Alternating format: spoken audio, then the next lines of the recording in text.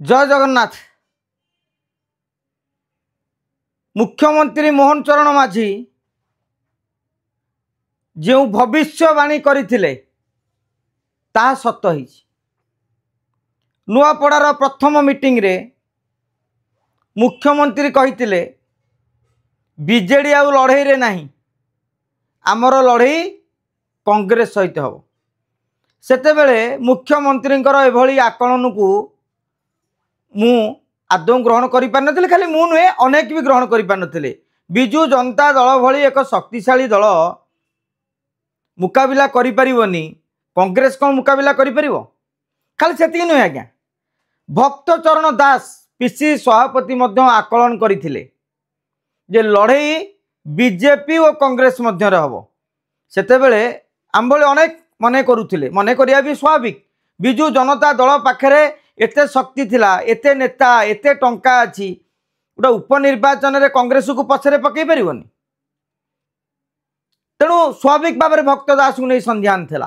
किंतु आज नुआपड़ार निर्वाचन फलाफल उभय मोहन चरण माझी और भक्त दासंकर भविष्यवाणी को सत्य रे परिणत करिछि। ए निर्वाचन रे 3 जन नेता रेकर्ड सृष्टि करछन।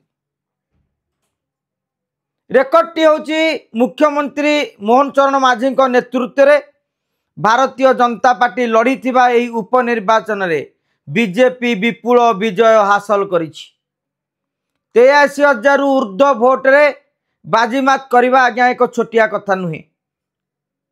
ठीक से भली भाव रे अतीत रे जेते निर्वाचन हेछि उपनिर्वाचन केउठी भी कांग्रेस बीजेडी को पछरे पकई पारिनी। मु निकट 8-10 वर्षर कथा कहूछि। एवं से भितर आपण देखिबे अनेक बड़ बड़ पीसी सभापति मध्य उपनिर्वाचन परिचालना करिसेंती। दल सेठी अमानत हरैनी, खाली लज्जाजनक पराजय 5,000, 8,000, 10,000 भोट भितर भी सीमित रही जाइछि। किंतु भक्तदास रेकर्ड करिसेंती जे बिजु जनता दल को से पछरे पकाई देइछंती, नवीन को मध्य भक्त मात दे देइछंती। तेणु यह पीसी सभापति पाई एक रेकर्ड। एवं नवीन पट्टनायक रेकर्ड जे सबुबले 1 किंबा 2 रे रहुथिबा बिजु जनता दल आज 3 नंबर को खसी जाइछि। यह मध्य नवीन को पाई एक रेकर्ड। बीजेडी हजम करू बा न करू यह को स्वीकार करने को पड़ो। तेरे भारतीय जनता पार्टी एते विपुल भोट पाइबा पछर रहस्य कौन? कांग्रेस बीजेडी को पछरे पकई देवार रहस्य कौन? बीजेडी रो प्रदर्शन अत्यंत लज्जाजनक रहिबा या पछर रहस्य कौन? ए नै कि आपण को मन मध्य अनेक प्रश्न उठुथिबो। आगामी दिन में आम ए संपर्क में विश्लेषण करवा।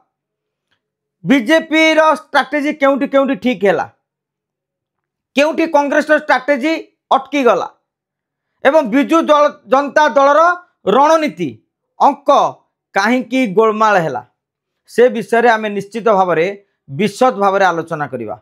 जय जगन्नाथ।